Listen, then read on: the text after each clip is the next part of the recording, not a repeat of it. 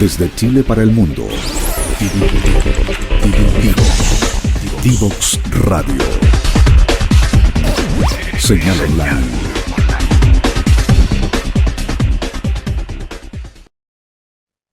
Bueno, ya estamos de regreso y dejamos una pregunta deslizada, una pregunta en el fondo. ¿Se ve en carpeta en el corto, mediano plazo Chile como uno de los destinos de Pomelo?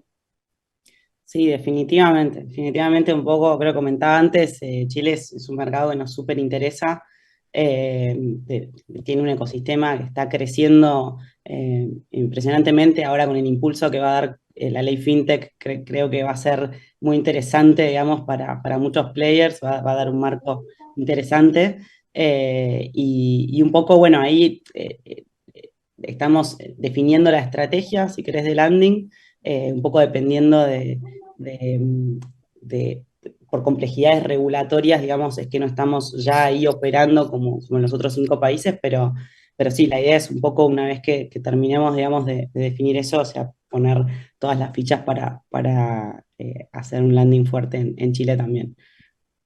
Oye, Y, Rocío, y- de tu punto de vista, como ya una visión global en Latinoamérica, ¿cuáles son, según tú, los países donde tienen la mejor regulación fintech y cuáles son aquellos donde todavía tienen desafíos y les falta por avanzar?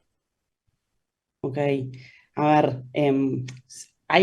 bueno, un poco también lo hablábamos antes, ¿no? Hay mucha disparidad entre los reguladores en América Latina y hay países que impulsaron el banking as a service, el open banking, los pagos inmediatos, aceptando criptoactivos como moneda de pago, y con esto me refiero a Brasil. Creo que es uno de Ujú. los mercados en mayor regulación que ha fomentado, digamos, la innovación y los modelos más disruptivos, digamos, de modelo de negocio más disruptivos. Creo que es un gran, digamos, em, maestro, si querés, o guía a seguir por el resto de los reguladores en la TAM. No sé si hay mejores o peores. Creo que cada uno va madurando, los mercados van madurando de manera progresiva. En todos están cada vez más, digamos, sacando, digamos, regulación para favorecer la inclusión financiera, para favorecer la interoperabilidad de pagos, para favorecer todo lo que son los pagos inmediatos. Entonces, creo que quizá Brasil, digamos, es el mercado donde uno lo ve, es muy fácil poder salir a operar, el marco normativo acompaña, es muy fácil poder diseñar, digamos, la estrategia en ese sentido, y otros mercados por ahí cuesta un poco más, ¿no? O sea, del resto de Latinoamérica.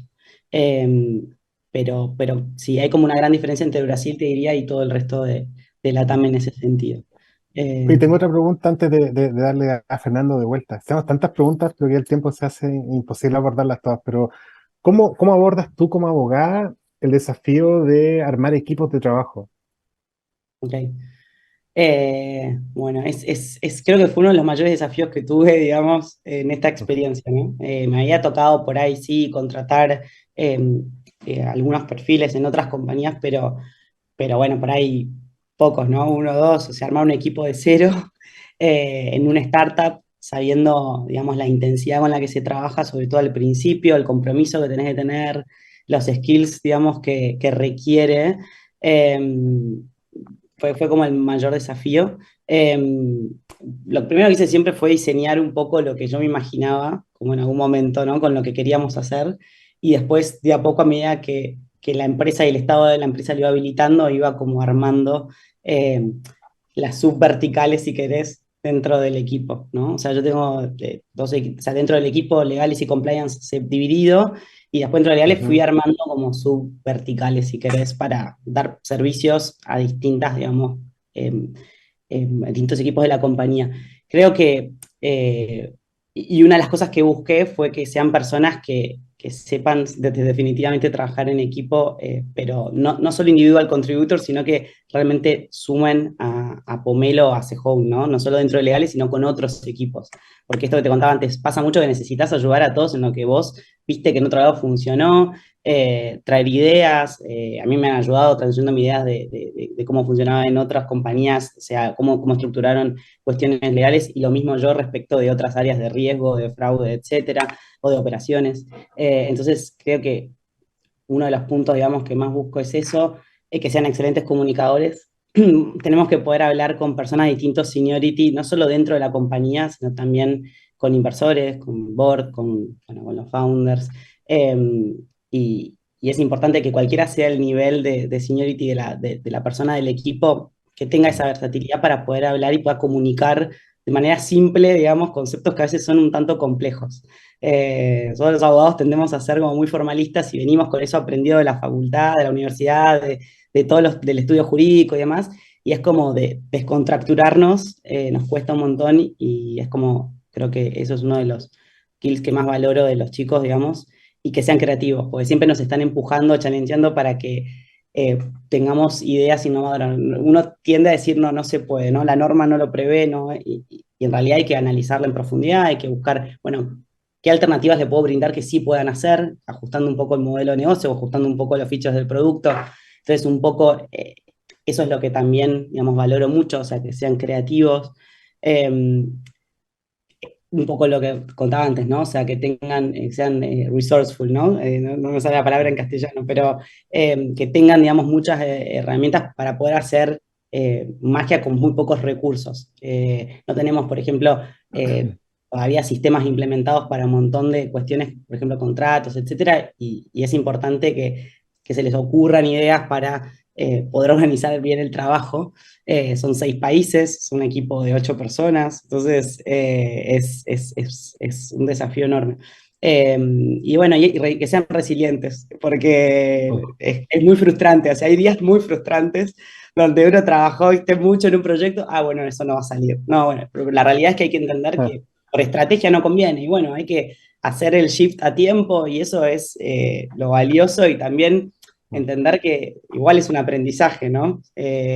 Así que en eso estamos. Es como que creo que es uno de los puntos que más trabajamos como en la gente más joven, sobre todo como esa frustración que genera el que el proyecto en el que trabajó no salga o no vea la luz, o que te pasa en todos lados, pero acá se siente más, ¿no? Porque el esfuerzo es más grande.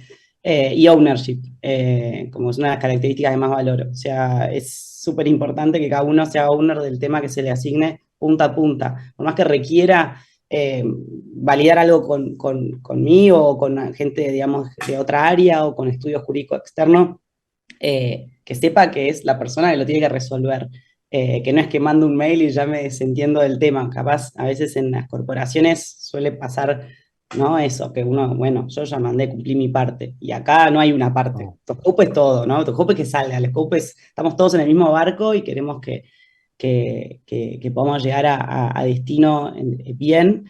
Así que, sí, un poco lo más importante, lo que más valoro es las personas que dentro del equipo se hacen owner, ¿no? De lo que se les asigna. Y con muchas ganas de aprender y compartir conocimiento, porque estamos constantemente aprendiendo. O sea, la regulación en lo que es tecnología e innovación siempre viene después. Entonces requiere que uno también después la pueda implementar, pueda ajustar y que tenga como esa capacidad de aprender. Y lo que tenemos de rico es que ya el equipo tenemos personas de distintos países. Entonces, esto de compartir conocimiento me parece clave, porque, por ejemplo, Brasil, que está tan avanzado en la región, en un montón, digamos, de aspectos, digamos, de la regulación, como te comentaba antes, nos ayuda mucho a ver qué es lo que probablemente se venga en el resto de los países. Entonces, la abogada local de Brasil estamos constantemente preguntándole un montón de cosas de cómo funciona en Brasil, porque hay proyectos de ley que a veces nos llegan como para comentar, digamos, a través de la Cámara FinTech o de algunas asociaciones, y está buenísimo ver qué funcionó en otro mercado, ¿no? Entonces, esto de compartir conocimiento regional es como uno de los puntos más interesantes. En Chile, Rocío, se ocupa el término, el que tú describiste, se ocupa circo pobre, que es, cortas el boleto, después eres el maestro de ceremonia y después estás haciendo malabares. Así que ese es el concepto para utilizar acá. El circo pobre. El dueño de Circo Pobre hace todo en el circo.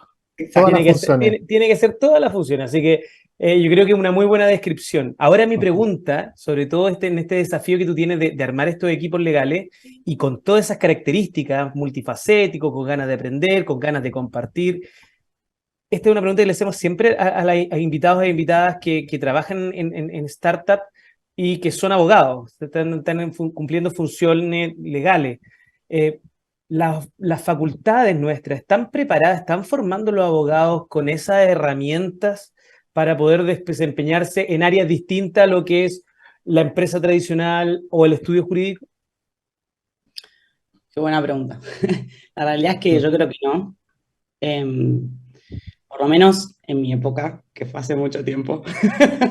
Pero sé que ahora hay varias materias y varios profesores que están encarando, porque también hay una renovación de cátedra, ¿no? En muchas universidades y están como renovando el approach, pero creo que no tanto. Creo que hay que hacer mucho foco en la forma de educar em, para que tengan una salida pragmática. O sea, todo lo que nos pasó, creo, de mi generación por lo menos, es que salís a trabajar y realmente empezás de cero. O sea, todo el conocimiento que traes de la universidad, muy pocos profesores o muy pocas materias realmente te dieron herramientas para vos poder como responder lo que se espera de vos. Mismo en los estudios jurídicos, a mí lo que me pasó fue que si no hubiera tenido la experiencia con American Express o lo que veo en personas que vienen capaz de 10 años de formación de estudios jurídicos, es que cuando ingresan a la compañía no entienden muy bien cómo asesorar de manera que les sirva al negocio, ¿no? O sea, el negocio necesita que vos le digas, bueno, cuál es el marco regulatorio, pero también qué hago, o qué opciones tengo, y cuál es el riesgo en cada una, y cómo la mido. Y eso es lo que no necesariamente no traen como experiencia y cuesta mucho. A algunos les lleva una curva de, digamos, muchos meses, y otros, bueno, por suerte lo enganchan más rápido, pero es un desafío enorme. Creo que no nos preparan tanto para eso. No hay mucho caso práctico, ¿no? Así que sí, en cambiar el approach de la modalidad de trabajo. En Estados Unidos tienen más como la metodología, un poco del caso y demás. Y aún así, no sé, Pablito, en tu experiencia, ¿cómo fue? Yo tenía esa metodología en mi universidad, pero aún así creo que era muy teórico, ¿no? Creo que después en la ¿Tú, práctica. tú crees que saliste, tú crees que saliste hace muchos años? ¿Te quieres deprimir? Te digo cuando salí yo, que tuve mis clases con pizarrón negro y tiza, entonces como esos fueron mis Yo recursos, así también. que sí, claro. Oye, Ro, ahí te estábamos Bueno, el perdiendo un sábado. poco, te estábamos perdiendo un poco la señal, pero ahí te vemos bien, te escuchamos bien. Te perdimos ahí unos segundos. Esto para dar cuenta que estamos en vivo, porque de repente la señal se cae, Uy, perdón. vuelve, pero no te preocupes, si todo bien. Bueno, no lo dijimos, pero Rocío en estos momentos está desde Buenos Aires acompañándonos, así que obviamente que algo ahí la distancia también ayuda, digamos, a que nos conectemos y por lo mismo también cuando hay de repente estas caídas se ve un poco eso. Oye, Ro, una pregunta que teníamos con Fernando que no queremos dejar de hacerte, que nos quedan 8 minutos para hacerte preguntas. ¿Cómo abordas tú? Ya te dijimos, el proceso te lo preguntamos, el proceso de armar equipos, pero ¿cómo armas tú y cómo te haces de los recursos para armar un proceso de levantamiento de capital? Ustedes vi el otro día que están nuevamente extendiendo su serie A, que es una locura, hay como ya 40 y tantos millones de dólares. Partes con, no sé, pues en una startup que parte muchas veces con un seed, pre-seed, después llegan a una serie A, extienden la serie A, tienes entidades en otros países, están asesorados, me atrevería a decir, por de los mejores abogados que ayudan a generar unicornios en la TAM, que es Dan Green, que espero en algún momento me pesque para que lo podamos invitar. ¿Cómo abordas tú como directora legal de todo esto para liderar este proceso? Yo me desmayaría de solo saber que tengo que hacer todo esto. ¿Cómo lo abordas? ¿Y cómo te fue en este proceso? No, fue una experiencia increíble. Yo he tenido experiencia en préstamos, digamos, en Project Finance, que es muy distinta a la modalidad de financiamiento, que es muy complejo, pero muy diferente. Entonces fue como un aprendizaje también. Trabajamos muy en equipo con el CEO y el CFO y los asesores externos, Dan, como contabas vos, y el equipo de Dan. Eh, a ver, creo que desde la perspectiva legal, ¿no? Que es como lo que me toca a mí, eh, nada, lo más importante es constituir una sociedad holding para poder abrir una cuenta bancaria donde recibir el funding, ¿no? Eso es lo primero. Y ahí te empiezan los dilemas de si en qué jurisdicción. Estados Unidos, Cayman, UK. ¿no? Como que son los tres nombres que siempre surgen. Y el otro dilema es qué tipo societario. Una LLC es en Estados Unidos, es una LLC, es una C Corp, ¿no? Hay el tipo societario importantes, entonces ahí también la recomendación de que de entrada involucren a un especialista impositivo en la definición de la estructura holding. ¿Y por qué lo digo? Porque después te va a afectar, te puede llegar a afectar una inversión, te puede llegar a afectar en el caso de productos fintech regulados, te puede llegar a afectar una, eh, la aprobación de una licencia, o por lo menos licencia, si tu jurisdicción por ahí es Cayman. Eh, Ahí los tengo ahí congelados, no sé si se Sí, perdió la Rocío, señal o me siguen escuchando. nosotros te escuchamos con un poco de dificultad, pero te escuchamos. Así que, pero tu imagen está congelada, Rocío. ¿tú nos logras escuchar? Ahí nos escucha, Rocío. Ahí volví, ¿no? Ahí Perdón. Sí, ahí volviste, volviste. sí. Ahí volviste. Bueno, no sé hasta dónde se escuchó, pero creo que digamos, lo más importante es definir, digamos, qué tipo societario y qué jurisdicción vas a constituir la sociedad que va a recibir el funding, ¿no? Que va a ser la sociedad holding. Avísenme si no me escuchan, ¿eh? Te Sí, escuchamos perfecto, perfecto. estamos perfectos. Eh, y la recomendación que iba a eso era tener, digamos, advice de un especialista impositivo desde el día uno. Creo que puede ayudarte, digamos, a armar una estructura que después no te afecte, digamos, una posible inversión, o bien una aprobación de una licencia financiera, digamos, en algún mercado. En el caso de FinTech, cuando uno tiene que ir a pedir licencias financieras, preguntan mucho quiénes son los inversores, hacen un análisis muy pormenorizado de quiénes son, en qué jurisdicción, si son fondos, en qué jurisdicción están constituidos, los fondos de Venture Capital, eh, etcétera, con lo cual hay que pensar muy bien dónde tener su sociedad holding, ¿no? Si uno decide Cayman por temas impositivos, sepan que por ahí después puede haber algunas bumps down the road, digamos, en ese sentido. Eso creo que es lo primero, o sea, obviamente una sociedad con unos estatutos que tengan todas las medidas, digamos, estándar, digamos, de práctica, de vesting, digamos, cómo va a ser el vesting, cómo van a ser las restricciones de venta o de transferencia de acciones, cómo va a operar el Consejo de Administración, la toma de decisiones, si va a haber un investor majority o no, porque eso un poco va a ordenar a todo tu cap table, ¿no? O sea, y a todo tu portfolio de inversores. Después, un data room ordenado y completo, tener toda la documentación súper ordenada, porque en la SID, obviamente, dependiendo el estadio, si es una SID o si es una serie A o es una serie B, la cantidad de información y documentación que te van a pedir es muy diversa, ¿no? O sea, es mucho menor al principio, obviamente, porque todavía no tiene operación la compañía. Así que creo que Data Room ordenado y completo es muy importante, un cap table actualizado, proyecciones financieras, P&L, métricas, tener definido tus unit economics, sabiendo que esto lo van a mirar mucho los fondos, o sea, y esto tener claridad y sustento, a veces sustentan esos números. Y después todo lo que es la preparación, digamos, de la documentación legal, ¿no? Y ahí es importante, como decías vos, Pablito, el advice de un asesor externo. En nuestro caso, digamos, elegimos asesores en Estados Unidos. Y ¿por qué digo esto? Porque tienen la experiencia para saber qué esperan los inversores y trabajan mucho con inversores. De hecho, fue una sugerencia de los inversores trabajar con un asesor, digamos, internacional. Y eso te ayuda, digamos, a que todo el proceso fluya mejor, ¿no? Con más confianza, digamos, y credibilidad por parte de los inversores. Y bueno, después, no sé cuánto meterme en profundidad, pero podemos hablar de qué tipo de instrumentos, digamos, suelen ser No, mira, nos accesibles. quedan, aunque no lo creas, estábamos comentando con Fernando Noff que nos quedan 2 minutos de programa, entonces Nada. creo que vamos a dar un par de preguntas de cierre para después dejar un poco ahí en custodia algunas preguntas para cuando volvamos a invitar ahí cuando ya tengamos a Pomelo en Chile. Pero Fernando, te doy ahí Oye, la palabra. Rocío, una pregunta que siempre hacemos a nuestros invitados es, ¿cómo ves Pomelo tú de aquí a 3 años más? ¿Dónde lo ven?